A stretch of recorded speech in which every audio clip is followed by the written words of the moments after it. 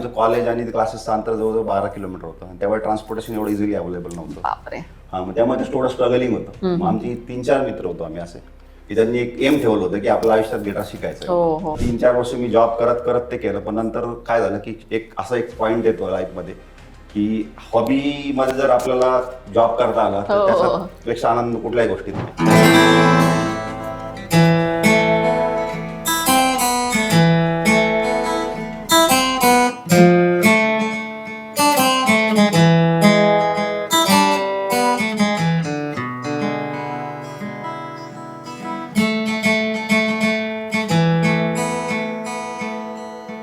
वा.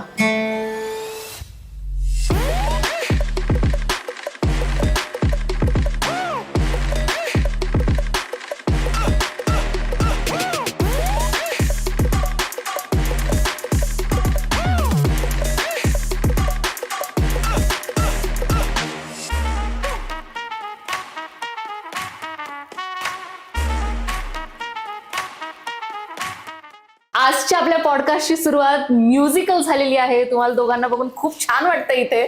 नमस्कार, मी advocate Neera Dhadge, founder of Pune women's club, तुमचं सहर्ष स्वागत करत आहे पॉडकास्ट विथ नीरामध्ये.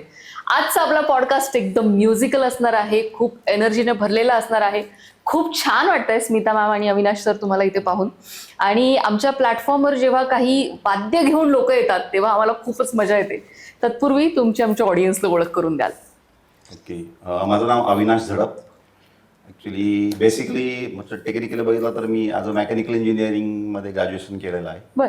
आणि त्यानंतर त्यामध्ये जॉब पण केला त्या फील्डमध्ये. पण म्युझिक ही लहानपणापासून आवड होती मला. ओके. म्हणजे ज्यावेळेस काही कळत पण नव्हतं त्यावेळेस इन्स्ट्रुमेंट आपल्या इंडियात खूप अवेलेबल नव्हते. त्यावेळेस बुलबुल वगैरे त्या टाईपचे इन्स्ट्रुमेंट आपल्याकडे साधारणतः व्हायचे.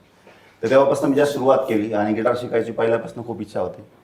त्यामुळे मग कॉलेजमध्ये असताना तर आम्ही इंजिनिअरिंगला असल्यामुळे कसं आहे की एवढं व्हास्ट असायचं सिलेबस, नंतर प्रिपरेशन्स, नंतर सबमिशन्स आणि ते प्रॅक्टिकल्स आणि मेकॅनिकल असल्यामुळे त्यावेळेस मेकॅनिकलला एवढं खूप डिमांड पण होतं आणि कॉम्पिटिशन्स पण होतात. त्यामुळे मग घरून पण थोडं इकडे जायचं की नाही स्टडी फर्स्ट आणि कॉलेजमधनं. आणि त्यावेळेस कसं होतं की क्लासेस एवढे इझिली अवेलेबल नव्हते. आता जर तुम्ही बघितलं तर तुमच्या 1-2 किलोमीटरच्या परिसरात बरोबर बरोबर कुठे ना कुठेतरी लगेच गिटारचे त्यावेळेस क्लासेस कसं होतं की आम्ही क्लासेस जेव्हा आम्ही सर्च केलं की नाशिक सारख्या ठिकाणी होतो आम्ही, तर पूर्ण नाशिकमध्ये फक्त एकच क्लास होता आणि तो पण क्लास ऍक्च्युली तो मित्र होता आमचा. बरं. म्हणजे तो क्लास घेत नव्हता त्यावेळेस, त्याला वाजवत येत होतं चांगलं.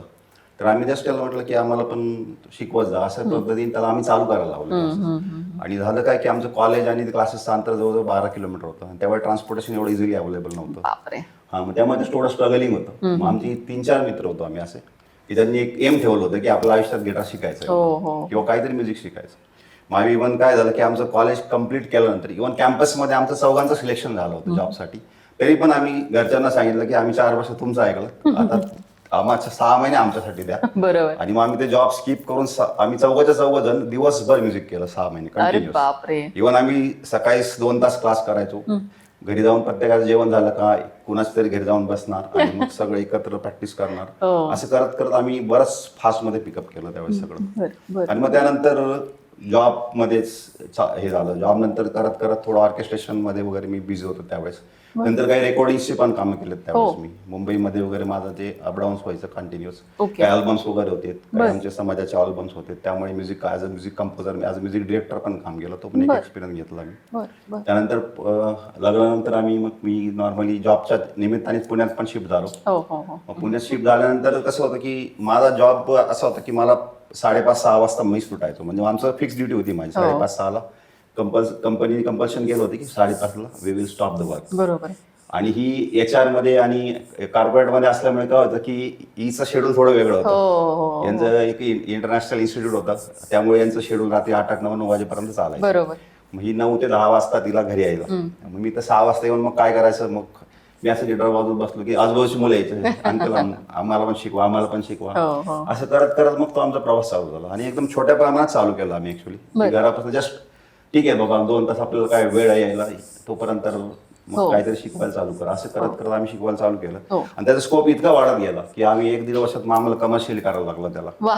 आणि मग 3-4 वर्ष मी जॉब करत करत ते केलं. पण नंतर काय झालं की एक पॉईंट येतो लाईफमध्ये की हॉबी मध्ये जर आपल्याला जॉब करता आला तर त्याच्यापेक्षा आनंद कुठल्याही गोष्टीत नाही. बरोबर. म्हणजे किती लोक तर असतात की यार आपली हॉबी असून आपण त्यात काय करू काहीच शकत करू नाही नाही. शकत. आणि मला तो एक स्कोप मिळाला की माझ्या हॉबीमध्ये मला एक स्कोप दिसला की यार हे जॉब करून आपण हे रुटीन वर्क रोज घड्याळासारखं चालण्यापेक्षा याच्यात जर काय केलं तर मग आम्ही एक विचार करत करत जेव्हा त्यांनी मला त्या फील्ड जॉबला ओव्हरलॅप जेव्हा झालं की इन्कम माझं की नाही बाबा इथनं मला चांगला इन्कम मिळू शकतो तर मग ऑटोमॅटिकली त्याच्यात डायव्हर्ट झालं. आणि मग मी साज म्युझिक नावाने इन्स्टिट्यूट आम्ही 2007 पासून चालू केलं आणि we are running successfully continuously. आतापर्यंत एक 10,000 ते 12,000 स्टुडंट्स नॉर्मली शिकून गेलेत. बरेच स्टुडंट चांगल्या चांगल्या बँड्समध्ये काम करतायत. इंटरनॅशनली पण बरेच लोक म्हणजे IT क्राऊड जास्त होतो माझ्याकडे त्यामुळे आज इंटरनॅशनली पण गेले ते लोक तिथं पण परफॉर्म करतायत. म्हणजे तो सगळ्यांना एक स्कोप मिळाला त्याच्यातून असं. Okay okay. मॅडम सरांनी ज्यावेळी सांगितलं आता जॉब सोडायचा आहे मला आणि मी म्युझिकमध्ये करिअर करणार आहे तेव्हा तुमची रिॲक्शन काय होती?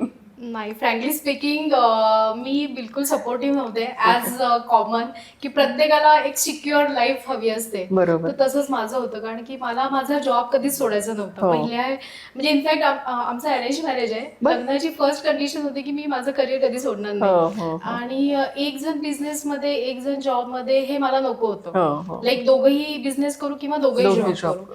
आणि म्युझिक हे करिअर असं ऍज अ करिअर घेण्यासारखं मला तेव्हा फ्रँकली स्पीकिंग वाटलं नव्हतं. मला असं वाटलं की एवढा चांगला जॉब आहे, तू एवढ्या चांगल्या पोझिशनला आहे, कशासाठी जॉब सोडायचा. आणि मी पण माझ्या पीक पोझिशनला आहे, सो आपण दोघं जण जॉबच कंटिन्यू करू हे माझं मत होतं frankly speaking. But then later on मी पण त्याच्यामध्ये की ठीक आहे क्लासेसमध्ये बेसिकली मी हे बघितलं की मी जाते 8-10 तास, स्ट्रेसफुल जॉब आहे, पूर्ण कमिटेड आहे आणि कॉर्पोरेट म्हटल्यानंतर पॉलिटिक्स आहे, सगळ्याच गोष्टी असतात. बरोबर. तर इथे तर म्युझिक मध्ये येणारा प्रत्येक माणूस हसत खेळत दिसतो, हॅपी आहे, एकदम हॅपी. म्हणजे जे आपण बघतो तर येणारा प्रत्येक जण म्हणजे एकदम जी स्ट्रेस फ्री करण्यासाठी येतो. सो सगळ्यात महत्वाचं म्हणजे जसं जसं स्टार्ट केलं ना की इनिशियली तर मी फक्त सकाळी ऑफिसला जाताना किंवा संध्याकाळी ऑफिसमधनं येताना कारण पहिल्यांदा क्लासेस घरीच सुरू केले. सो मी घरात बघायची की खूप छान वातावरण होतं ते. आणि मग नंतर जसं इन्स्टिट्यूट सुरू केलं तर मग ह्यांचे प्रोग्राम्स वगैरे सुरू झाले. पण तेव्हा मी इतकी फुल्ली अटॅच नव्हते.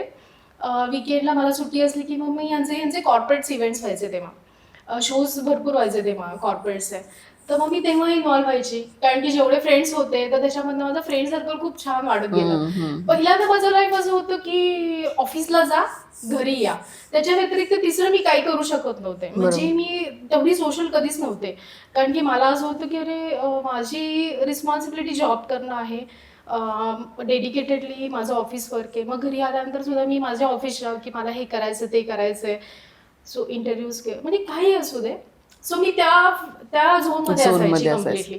आणि विकेंड म्हणजे मी माझं असं आहे की मी एक गोष्ट करते तर मी पूर्ण त्याच्यातच इन्व्हॉल्व्ह असते.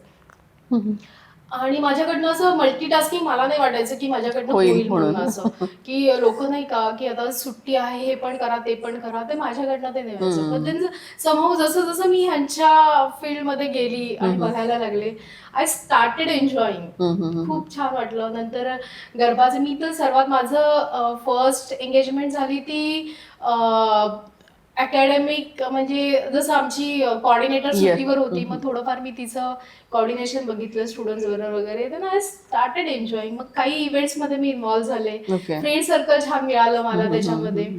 अदरवाईज माझे जे फ्रेंड सगळे पुण्यामध्ये आहे किंवा अदर म्हणजे माझं लहानपण पुण्यातच गेलंय त्याच्यामुळे माझे फ्रेंड सर्कल इतर पुण्यामध्ये किंवा आउट ऑफ कंट्रीज आहेत.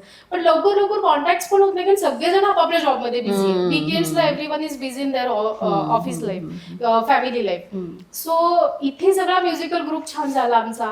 वीकेंड्सला जॅमिंग व्हायला लागलं. जॅमिंगचे आमचे फ्रेंड्स आम्ही रात्री 2-2, 3-3, 4-4 आणि हायएस्ट आम्ही सकाळी 5:30 पर्यंत घरी जॅमिंग केलं. आमच्या सासमध्ये पण जॅमिंग केलं. सो हा छान सर्कल बनला. मग तिथून मग मी त्यांचं गरबा इव्हेंट सुरू केलं. ओके.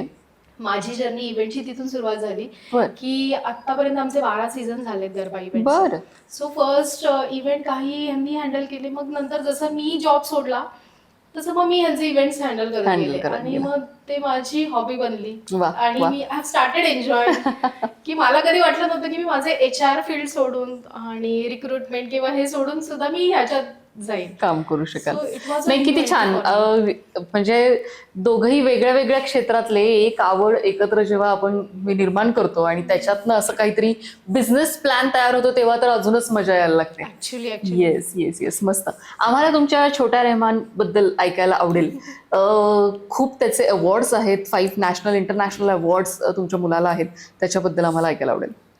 ऍक्च्युली काय झालं की तू जेव्हा खूपच लहान होता ना, की हार्डली माझ्यामध्ये 7-8 महिन्याचा असेल त्याला, म्हणजे त्यावेळेस पण काही लोक म्हणायचे की नाही जामीमध्ये खूप आवाज असतो, मग मुलांवर शक्यतो परिणाम यायला नाही होतो. पाहिजे तिथे. हो. पण माहित नाही, आम्ही तेव्हापासून त्याला तिथे घेऊन जायचो आमच्या जाम रूम मध्ये. आणि इव्हन असं जस्ट की तो खूपच लहान होता त्यामुळे तो ऍक्टिव्हिटी तर काही होत नव्हतं त्याच्यासाठी. त्यावेळेस आमचं जामिंग चालू असायचं आणि तो जस्ट असं एक बिन बॅगवर त्याला आम्ही ठेवून द्यायचो सेफली असं, आणि तिथं झोपायचा तो. म्हणजे मला असं वाटतं की ॲज अ म्युझिशियन किंवा त्या फील्डमध्ये मी असल्यामुळे की म्युझिक हे ना की खूप मोठा तुमचा इफेक्ट करतो तुमच्या माइंडवर. म्हणजे तुम्ही एज तुमचं नो मॅटर तुम्ही काय एजमध्ये असतात, की मग म्हणजे त्याला लहानपणापासून कदाचित ते रुळलं गेलं त्याच्या डोक्यात पहिल्यापासून म्युझिक. जसं एखादा घरात असतो ना की खानदानी एखादा तिसरी पिढी चौथी पिढी सिंगर होत जातो, कारण तो लहानपणापासून तेच ऐकतो घरात.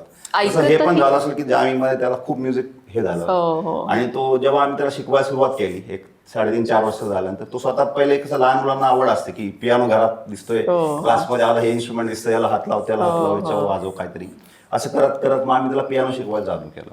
आणि तो इतका छान शिकला सुरुवातीला की म्हणजे त्याला जास्त शिकवायची पण गरज नाही. मे बी आता ते म्युझिक ते आत रुळलं असतं त्यामुळे बऱ्यापैकी बसतो. मध्ये तो एकदम परफेक्ट झालाय त्यामुळे. आणि तो खूप चांगला छान वाजवायला लागला. मग आम्ही त्याला 4.5 वर्षाचा असताना पहिला नॅशनल कॉन्टेस्टला आम्ही टाकलं. तर तेव्हा सगळ्यांना सोडायचं काय हा इतका लहान आहे, म्हणजे इव्हन तो स्टेजवर दिसत पण नव्हता जेव्हा कीबोर्डचं खाली आपलं जायचं इतका पहिल्या शो मध्ये. तर तेव्हा त्याला नॅशनलला इथे फर्स्ट अवॉर्ड मिळालं. नंतर मग आम्ही फर्स्ट टाइम आमचं सिंगापूरला होतो, सिंगापूरला पण त्याने अवॉर्ड घेतलं. नंतर दुबईत गेलो तिथे पण अवॉर्ड मिळालं त्याला. नंतर थायलंडला पण अवॉर्ड मिळालं. नंतर आता मलेशियामध्ये पण अवॉर्ड मिळालं. असे त्यांनी 4-5 कंट्रीमध्ये अवॉर्ड घेतलं आणि 3 ठिकाणी गोल्ड मेडल मिळालंय त्याला. इव्हन नॅशनलला पण 4 ठिकाणी गोल्ड मेडल मिळालं. शाळेमध्ये त्याला सगळेजण ओळखत असतील शाळेमध्ये. हो. आणि काय झालं की ते अवॉर्ड आल्यानंतर नॉर्मली कसं होतं की आता त्या एज मध्ये असं काहीतरी मिळालं की एक हे असतं की नाही मला मिळालं, टीचरला दाखवायचं. टीचरला जाऊन सांगितलं, मग टीचरनी तिला फोन करून सांगितलं मिसेसला की त्याचं अवॉर्ड आणि सर्टिफिकेट आमच्याकडे पाठवा, आणि प्रिन्सिपलला दाखवू की आमच्याकडे पण असं काहीतरी टॅलेंट आहे स्कूलमध्ये. जेव्हा दाखवलं तेव्हा प्रिन्सिपलनी पण कौतुक केलं, त्याला असेंब्लीत सर्वांसमोर वाजवायला लावलं, त्याचं कौतुक केलं. आणि त्याला इथंच सांगितलं की आजपासून हा छोटा रहमान आपल्या स्कूलचा, म्हणून त्याला तशी ओळख त्याची झाली. आणि आता बऱ्याच तो स्कूलच्या प्रत्येक इव्हेंट मध्ये तो पार्टिसिपेट करतो तो. आणि मेन सगळ्यात हे आश्चर्य काय म्हणतात आपण, एक म्हणतो ना आपण की आई वडिलांना एक प्राऊड असतं की आपल्याला तर लोक ओळखतात समजा काहीतरी नावाने की साचे सर, पण जेव्हा असं ओळखतात ना की कानावर पडतं ना, अरे हे कियांशी आई पप्पा म्हणजे शाळेत, म्हणजे मग हा प्राऊड मोमेंट असतो की मुलामुळे आम्हाला ओळखतात लोक. स्कूलचे जे काही लोक आहेत ते मुलामुळे ओळखतात, अरे हे अविनाश कियांशी पप्पा आहेत किंवा ही स्मिता कियांशी मम्मा आहे. म्हणजे ते एक प्राऊड फिलिंग होतं. आमचा हा एक्सपिरियन्स खूप पॅरेंट्सला आहे. आमच्याकडे जे पण पॅरेंट्स शिकतात ना, ती पॅरेंट्स येऊन तेच सांगतात की सगळ्यात मोठा बघा एक म्युझिकचा इफेक्ट किती चांगला होता मुलांवर. की आम्ही पॅरेंट्सला हेच समजून सांगतो की तुम्ही घेताना त्यांना एक चांगला इन्स्ट्रुमेंट घेऊन द्या, कॉम्प्रोमाइज करू नका. आज तुम्ही मोबाईल घ्यायला गेलं त्यांना 20-25 हजाराचं घेऊन देतात, जसं लाईफ 1.5 ते 2 वर्ष असतं. बरोबर. इन्स्ट्रुमेंट घेताना डोंट कॉम्प्रोमाइज, की एक चांगला इन्स्ट्रुमेंट द्या की त्याला आवड निर्माण व्हायला पाहिजे वाजवताना. आणि आमचा एक एक्सपिरियन्स आहे की मला बरेच पॅरेंट्स येऊन सांगतात की सर क्लासला आल्यापासून याचा स्क्रीन टाइम खूप कमी झालाय, काहीतरी घरी जाऊन तू कसं मोबाईल बघण्यापेक्षा हा काहीतरी क्रिएटिव्ह करायला, आणि तो एक्सपिरियन्स चांगला वाटतोय त्यांना. इव्हन तुम्हाला सांगतो आमच्याकडे 10वीचे मुलं आहेत आता काही, तर त्यांच्या आई वडिलांनी डिसिजन घेतलं होतं की यांना आता डिस्कंटिन्यू करायचं. तर त्या 3 मुलींनी आई वडिलांना घेऊन आल्यात आणि सगळं सांगितलं की जर मला मार्क्स कमी पडले मम्मा तर तू जबाबदार असशील, माझं म्युझिक तू सोडलं म्हणून. आणि जर माझं म्युझिक जर चालू ठेवलं तर तू म्हणशील तेवढे मार्क्स पाडून दाखवेल. म्हणजे त्यांना तो कॉन्फिडन्स आला. मग सर म्हणजे असं का, म्हटलं काय होतं मॅम की हा एक्सपिरियन्स ना खूप चांगला आहे, मी स्वतः अनुभव केलाय. मी त्यावेळेस अभ्यास करायचो, मी टेप रेकॉर्ड लावून अभ्यास करायचो. मला बाकीचे लोक म्हणायचे हा काय गाणे ऐकत अभ्यास करतो, कसा अभ्यास होणार, पण माहित नव्हतं त्यावेळेस माझं माइंडसेट झालेलं होतं. आणि आजकाल पण म्हटलं काय होतं की अभ्यास इतका स्ट्रेस आहे ना मुलांना, की असं तर नाही ना की तुम्ही एक्झाम पिरियड आला किंवा 10वी त्या म्हणजे 24 तास अभ्यास नाही का, म्हणजे स्वतःसाठी 1-2 तास पाहिजेत ना. मग 1 तास त्याने गिटार वाजवलं किंवा पियानो वाजवलं किंवा इन्स्ट्रुमेंट वाजवलं हरकत काय, त्याचं माइंड फ्रेश होईल, त्याला एक नवीन उत्साह तयार होईल त्याच्यामध्ये, फ्रेशनेस येतो माइंड, तुमचा स्ट्रेस निघून जातो. डेफिनेटली. आता आमच्याकडचा एक स्टुडंट आहे, तो म्हणजे खूपच चांगला आहे, नांदिवलकर म्हणून एक प्रत्युष करून, तर प्रत्यक्ष नांदिवलकर तो आता बऱ्याच ठिकाणी म्हणजे खूप कॉलेजेसमध्ये नाव केलं. आता ते बीचला गेला आहे तो, त्याच्यात पण त्याचं त्या बँडमध्ये पहिल्याच दिवशी सिलेक्शन झालं तिथं. बँडचं त्याला डायरेक्ट हेड करून टाकलं, म्हणजे एवढा स्कोप मिळाला. आणि त्याचे वडील पण खूप खुश आहेत की त्याला त्या बेसिसवर त्यांनी पण 3 इंटरनॅशनल अवॉर्ड घेतले आणि त्या अवॉर्डच्या बेसिसवर त्याचं ऍडमिशन न होणार ऍडमिशन इझिली झालं. म्हणजे हा एक साईड वेगळा इफेक्ट आहे की लोकांना फक्त असं वाटतं की फक्त म्युझिक फक्त त्यासाठी नाही, की आजकाल करिअरसाठी ना खूप इम्पॉर्टंट आहे. फॉरेन कंट्रीमध्ये तर तुम्ही बघितलं तर त्याला खूप मोठे इम्पॉर्टन्स दिलं जातं. इव्हन स्टडीज पेक्षा जास्त इम्पॉर्टंट ऍक्टिव्हिटीजला दिलं जातं. आणि आपल्याकडे हे आता लॉकडाऊन नंतर ही ट्रेंड आली, थोडीशी आली की नाही बाबा अभ्यास, एक लोकांना कळलं की लाईफ इज अनसर्टन, म्हणजे ते आपण जे काय आपल्याला पाहिजे हॉबीज आपण त्याच्यामध्ये आपल्याला वेळ दिला पाहिजे स्वतःसाठी. तेव्हापासून बरीच लोक म्युझिककडे वळतायत आता. आणि आता इव्हन सगळ्याच मॅक्झिमम म्हणजे 90% स्कूलमध्ये मला वाटतं म्युझिक हा विषय कंपल्सरी झालाय आता मुलांसाठी, जो की आधीपासून व्हायला पाहिजे. ती ट्रेंड आता करिअरच्या ऑपॉर्च्युनिटीज पण भरपूर वाढलेल्या आहेत. आधी कसं असायचं, डॉक्टर बन, इंजिनियर बन, ह्या जर गोष्टी बनलात किंवा गव्हर्नमेंट तुम्ही एम्प्लॉई बनले पाहिजे. तो काळ असा होता की जर आपण म्हटलं त्या काळात आपण ज्यावेळेस समजा शिकलो की मला डान्सला शिकायचं होतं, हिला पण घरात झालं होतं, हिला डान्स क्लासला जायचं होतं, तर नाही लहानपणी मला शिकायची खूप इच्छा होती डान्स, पण म्हणजे तो सपोर्ट नाही मिळाला. म्हणजे माझ्या आई वडिलांचं काही ऑब्जेक्शन नव्हतं, पण तेव्हा आई वडील पण मोठ्यांच्या डिसिजननुसार करायचे. सो घरात मोठ्यांनी परमिशन न दिल्यामुळे मला तेव्हा डान्स नाही शिकता आला. आणि आता नंतर जॉबमुळे ह्या गोष्टी नाही करता आल्या. आता ज्या गोष्टी आता मी माझ्या सगळ्या आवडी करू शकते आणि होतात, तर ते आता जाणवतं की आत्ताच्या मुलांना ह्या इझिली गोष्टी अवेलेबल आपण करून द्यायला पाहिजे. आणि म्युझिकमध्ये तो खूप मेडिटेशन आहे, कामनेस आहे, आणि हे बघतोय आम्ही की इम्प्रूव्हमेंट आहे. डॉक्टर सजेस्ट करतात. वी हॅव सीन की कितीतरी लोकांना म्हणजे आपण जर म्हणतो की काही गोष्टी ऍक्सिडेंटल केसेस होत्या आमच्याकडे की ज्या म्युझिक शिकून बरे झाल्या. अशा पण आमच्याकडे केसेस शेअर करतो एक गोष्ट की म्हणजे म्युझिकचा किती इन्फ्लुएन्स असू शकतो. आमच्याकडे एक स्टुडंट म्हणजे तो माझ्यासाठी स्टुडंट पण ही जो ITM म्हणजे चांगल्या पोस्टला काम करत होता, तो US मध्ये होता बरेच दिवस. नंतर त्याला पॅरालिसिसचा अटॅक आला. पॅरालिसिसचा अटॅक आल्यामुळे काय झालं की त्याचा एक पाय म्हणजे 100% पॅरालाइज नव्हता, पण 50-60% असेल, त्याचा हात आणि पाय चालत नव्हता. तर तो एक दिवस असं माझ्याकडे आला की सर म्हणजे असं एक प्रॉब्लेम आहे की मला ड्रम शिकायची खूप इच्छा आहे, पण माझा असाच प्रॉब्लेम आहे की माझा हा पाय चालत नाही, हात चालत नाही. त्यामुळे म्हणे मी असं मला खूप फ्रस्ट्रेशन आलंय की मी गाडी चालवू शकत नाही, असं इंडिपेंडेंटली काहीच करू शकत नाही, कोणावर तरी डिपेंड असतो म्हणे. की कुठेतरी जायचं म्हटलं तर ड्रायव्हर पाहिजे किंवा ऑफिसला जायचं मला कॅब पाहिजे, सगळं डिपेंडन्सी झाली माझी. तर मला एक डॉक्टरने जस्ट सजेस्ट केलं की म्युझिक थेरपी असं वर्क करते या गोष्टीवर, तर काय असं होऊ शकतं का? तर म्हटलं तुम्हाला ड्रम शिकायचं ना, म्हटलं तुम्ही जॉईन करा. पण म्हणजे सर मला 1 तास नुसतं आठवड्यातून 2 तास शिकून मला मग मी त्याला एक ऑप्शन दिलं की म्हटलं बघ तुम्हाला त्यासाठी करताय तुम्ही चांगल्यासाठी. त्याला मी सांगितलं की तुम्हाला ठीक आहे, तुमचं एक मेडिकल इश्यू आहे, तुम्हाला एक ऑप्शन देतं की तुम्हाला ज्यावेळेस पाहिजे तेव्हा तुम्ही येऊन प्रॅक्टिस करा. आणि मग त्यांनी चालू केलं. त्यावेळेस म्हणजे ड्रमचा क्लास मी नव्हतं घेत, दुसरे टीचर होते त्यावेळेस, म्हणजे माझं जास्त इंप्रेशन नव्हतं. आणि एक दिवस तो आला पेड्याचा बॉक्स घेऊन, एक साधारण वर्ष झालं असेल त्या गोष्टीला शिकायला होतं, डायरेक्ट पेड्याचा बॉक्स घेऊन आला आणि लिटरली तो त्या डोळ्यात आसू आले सर. त्याने मला बॉस दिलं, तर म्हटलं मला वाटलं काहीतरी दुसरं प्रमोशन्स वगैरे असेल की मुलगा वगैरे झाला प्रमोशन काय माहित नाही. तर म्हटलं काय झालं, तर तो म्हटलं या सर बाहेर. मला बाहेर घेऊन गेला आणि सर म्हणले मी आज 4.5 वर्षानंतर मी स्वतःची गाडी चालवत आलो. म्हणजे मला त्यावेळेस खूप प्राऊड वाटलं की यार म्हणजे म्युझिक हे असं एवढं काम करू शकतो. म्हणजे जे आपण म्हणतो ना फॉरेन कंट्रीज मध्ये म्युझिक थेरपी आजकाल तुम्ही बघत असाल सगळीकडे येतात, इन्स्टाला पण पोस्ट येतात. It's really works. आणि स्वतःसाठी हे म्युझिक हे शिकलंच पाहिजे. मी तर प्रत्येक पॅरेंट्सला सांगतो की तुमच्या मुलामध्ये एक तर स्पोर्ट्स, फिजिकल फिटनेससाठी, मेंटल फिटनेससाठी म्युझिक इज मोस्ट इम्पॉर्टंट. प्रत्येकाला फायदा होतो त्याचा. Yes sir. आपण इव्हेंट्स मध्ये पण खूप काही गोष्टी करत आहोत. इतक्या स्टुडंट्सला तुम्ही एवढ्या नॅशनल इंटरनॅशनल लेवल पर्यंत घेऊन जातात. प्लीज त्याच्याबद्दल आम्हाला ऐकायला आवडेल. बेसिकली आता रिसेंटली आमचं कोलॅबरेशन झालंय वेपअप, अखिल भारतीय कला मंच बाय वेपअप व्होकेशनल एज्युकेशन परफॉर्मिंग आर्ट्स फाउंडेशनमध्ये. तर त्याच्या थ्रू आम्ही काय करतोय, पूर्ण म्हणजे नॉट ओन्ली पुणे, कारण पुण्यामध्ये जवळपास आमचं guitar, piano, drums, violin, singing हे सगळे क्लासेस चालत असल्यामुळे आमच्याकडे हा स्टुडंट बेस चांगला आहे. सो आम्ही त्यांच्यासाठी इथे वेगवेगळ्या कॉम्पिटिशन्स तर करतोच आहे, पण मग आता इंटरनॅशनल लेवलला नेण्यासाठी पहिल्यांदा आम्ही नॅशनलमध्ये आमचं आता येत्या मे मध्ये कॉम्पिटिशन होत आहे. ओके. तर त्याच्यामध्ये आम्ही आर्ट्स, ड्रॉइंग, पेंटिंग, सिंगिंग ह्या सगळ्या कॉम्पिटिशन होतात. आता रेग्युलरली मी इव्हेंट्समध्ये सिंगिंग कॉम्पिटिशन्स घेते, डान्स कॉम्पिटिशन्स होतात. बऱ्याचशा वुमन एंटरप्रेन्युअर्स ग्रुप बरोबर मी जोडली गेली आहे, तर तिथे माझे इव्हेंट्स होतात आमचे सास म्युझिक थ्रू. फॅशन शोचा इव्हेंट हा सगळ्यात मला खूप एन्जॉय मी करते स्वतः, मी त्याच्यामध्ये खूप एन्जॉय करते. मी स्वतः कुठलं टायटल घेतली नाही किंवा कुठे कॉम्पिटिशनमध्ये गेली नाही, but somehow I don't know की how I got that skills, आणि त्याच्यामधनं स्टार्ट केलं. जे पण माझ्या विनर्स आहेत तर त्या आता इतक्या चांगल्या लेवलला गेलेल्या आहेत मॉडेल्स, आणि त्यांना बघून मला इतका आनंद होतो की त्या ह्या लेवलला गेल्या, त्या मला अप्रिशिएट करतात. आम्हाला साजमधनं आम्हाला हा स्कोप मिळाला, सो ते बघून खूप आनंद होतो. आणि आता ह्याच्याच थ्रू आम्ही नॅशनल आणि इंटरनॅशनल लेवलला जातोय. तर त्याच्यामध्ये माझं सगळ्यांना हेच सांगणं आहे की तुम्ही जास्तीत जास्त आपल्या कलेला पुढे नेण्यासाठी नॅशनल मधून जा.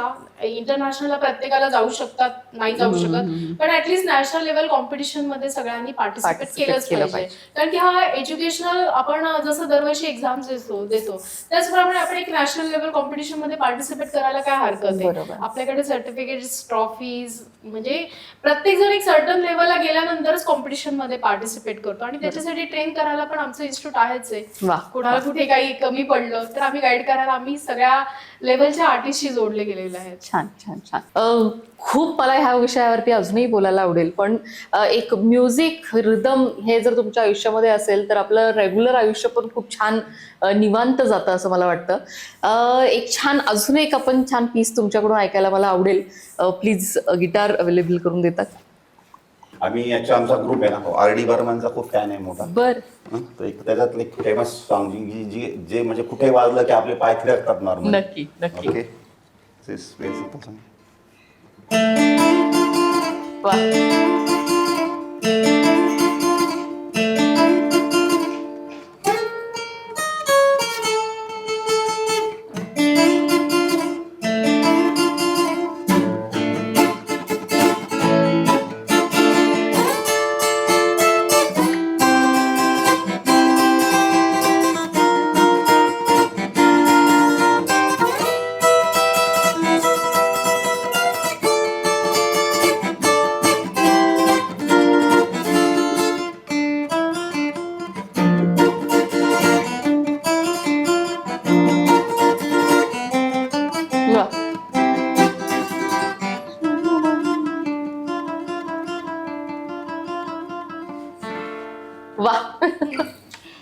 किती छान. मला तर गाणंच म्हणावं असं वाटत होतं, पण आता हे सगळ्यांनी बोललं पाहिजे. खूप खूप खूप शुभेच्छा तुम्हाला दोघांनाही. साज म्युझिक बरोबर अजून खूप सारे इव्हेंट्स तुमच्यापर्यंत येऊ देत, आणि खूप सारं म्युझिकल तुम्ही पुणे कराल अशी आमची तुमच्याकडून अपेक्षा आहे. थँक्यू सो मच आज तुम्ही इथे आल्याबद्दल. Thank you so much.